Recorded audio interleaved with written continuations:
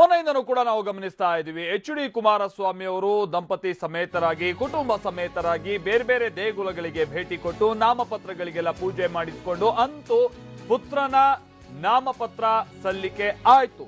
ಇದೀಗ ನಮ್ಮ ರಾಜ್ಯದ ಬಹಳಷ್ಟು ದೇವಸ್ಥಾನಗಳಾಯ್ತು, ಹೊರ ರಾಜ್ಯದ ದೇವರ ಮೊರೆ ಹೋಗ್ತಾ ಇದ್ದಾರೆ ಸಿಎಂ. ಎಲ್ಲಿಗೆ? ತಮಿಳುನಾಡಿನ ಪಳನಿ ಮುರುಗನ್ ದೇಗುಲದಲ್ಲಿ ವಿಶೇಷ ಪೂಜೆ ಸಲ್ಲಿಸೋದಕ್ಕೆ ಸಿದ್ಧತೆ ಆಗ್ತಾ ಇದೆ. ಮಧ್ಯಾಹ್ನ 2 ಗಂಟೆಗೆ ತೆರಳುತ್ತಾ ಇದ್ದಾರೆ ಮುಖ್ಯಮಂತ್ರಿ ಎಚ್.ಡಿ.ಕೆ ಕುಟುಂಬ ಸಮೇತರಾಗಿ ಅನ್ನೋದು ಗೊತ್ತಾಗ್ತಾ ಇದೆ.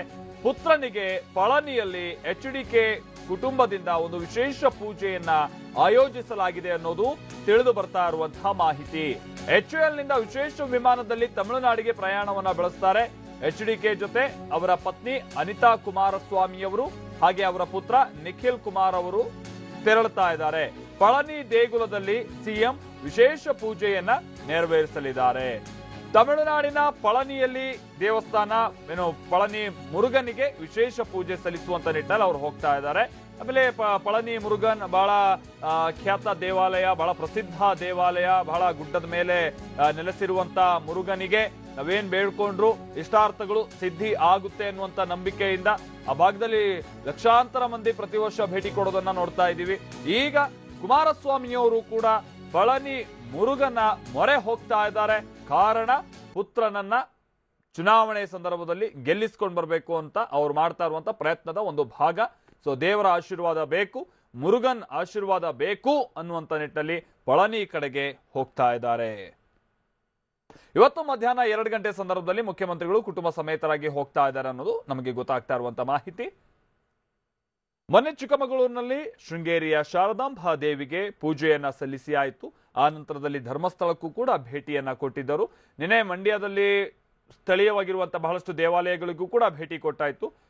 ಇದೀಗ ಪಳನಿಗೆ ಹೋಗ್ತಾ ಇದ್ದಾರೆ. ಜಗದೀಶ್ ನಮ್ಮ ಪ್ರತಿನಿಧಿ ಇದಕ್ಕೆ ಸಂಬಂಧಪಟ್ಟಂತೆ ಮತ್ತಷ್ಟು ಡೀಟೇಲ್ಸ್ ಅನ್ನ ಕೊಡ್ತಾರೆ. ಜಗದೀಶ್, ಏನ್ ಡೀಟೇಲ್ಸ್ ಲಭ್ಯ ಆಗ್ತಾ ಇದೆ? ವಿಶೇಷ ಪೂಜೆ ಏನಾದ್ರು ಆಯೋಜನೆ ಮಾಡಿದಾರಾ? ಯಾರು ಜ್ಯೋತಿಷಿಗಳ ಸೂಚನೆ ಸಲಹೆಯಂತೆ ಅಲ್ಲಿಗೆ ಹೋಗ್ತಾ ಇರೋದಾ? ಏನ್ ಕತೆ? ಮಾಲ್ತೇಶ್, ಈಗಾಗಲೇ ಏನಂತಂದ್ರೆ ಸಿಎಂ ಕುಮಾರಸ್ವಾಮಿ ಅವರು ತಮ್ಮ ಮಗ ನಿಖಿಲ್ ಕುಮಾರಸ್ವಾಮಿ ಅವರ ಗೆಲುವಿಗಾಗಿ ಬಹಳಷ್ಟು ಏನಂತ ತಲೆ ಕೆಡಿಸಿಕೊಂಡಿರುವಂತದ್ದು. ಒಂದು ಕಡೆ ಕ್ಷೇತ್ರದಲ್ಲಿ ಎಲ್ಲಾ ರೀತಿಯ ಏನಂತಂದ್ರೆ ಗೆಲುವಿಗಾಗಿ ರಣತಂತ್ರ ಹುಡುಕಿದ್ರೆ, ಇನ್ನೊಂದು ಕಡೆ ದೇವರ ಮೊರೆಯನ್ನು ಸಹಿತ ಹೋಗಿರುವಂತದ್ದು. ಹಾಗಾಗಿ ಇವತ್ತು ಸಹಿತ ಸಿಎಂ ಕುಮಾರಸ್ವಾಮಿ ಅವರು ತಮ್ಮ ಸಂಪೂರ್ಣ ಕುಟುಂಬದ ಜೊತೆಗೆ ತಮಿಳುನಾಡಿನ ಪಳನಿ ಮುರುಗನ್ ದೇವಸ್ಥಾನಕ್ಕೆ ಸಹಿತ ಭೇಟಿ ಕೊಡ್ತಾರೆ ಮಧ್ಯಾಹ್ನ 2 ಗಂಟೆಗೆ.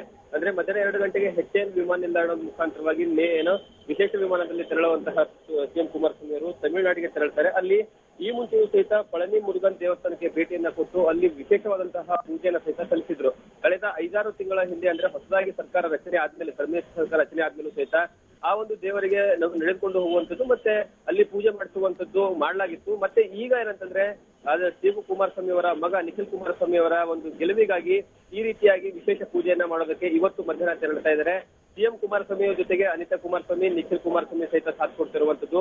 ಅಲ್ಲಿ ವಿಶೇಷ ಪೂಜೆ ಅಂದ್ರೆ ಕೇವಲ ವಿಶೇಷ ಪೂಜೆ ಮಾತ್ರ ಅಲ್ಲ, ಒಬ್ಬ ಜ್ಯೋತಿಷ್ಯ ಅವರು ಹೇಳಿರೋ ಮಾತಿನ ಮೇರೆಗೆ ಅಲ್ಲಿ ಹೋಗಿ ಪೂಜೆಯನ್ನ ಮಾಡಿದ್ದೆ ಆದ್ರೆ ನಿಖಿಲ್ ಕುಮಾರಸ್ವಾಮಿ ಅವರು ಗೆದ್ದು ಬರ್ತಾರೆ ಅನ್ನೋ ಒಂದು ನಂಬಿಕೆ ಇಟ್ಕೊಂಡು ಇವತ್ತು ಹೋಗ್ತಾ ಇರುವಂತದ್ದು. ಹಾಗಾಗಿ ಇದು ಏನು ಹೊಸದಾಗಿರುವಂತದ್ದಲ್ಲ. ಏನೋ ಸಿಎಂ ಯಾವಾಗ ಏನಂತಂದ್ರೆ ನಿಖಿಲ್ ಅವರ ಹೆಸರನ್ನ ಪ್ರಸ್ತಾಪ ಮಾಡಿದ್ರು ಲೋಕಸಭಾ ಕ್ಷೇತ್ರದ ಅಭ್ಯರ್ಥಿ ಅಂತ, ಅವಾಗಿಂದನೂ ಸಹಿತ ಬಹಳಷ್ಟು ದೇವಸ್ಥಾನಗಳಿಗೆ ಹೋಗಿ ಪೂಜೆ ಪುರಸ್ಕಾರವನ್ನ ಮಾಡ್ತಾನೆ ಇದ್ದಾರೆ Maltesh. Okay, thank you Jagadish.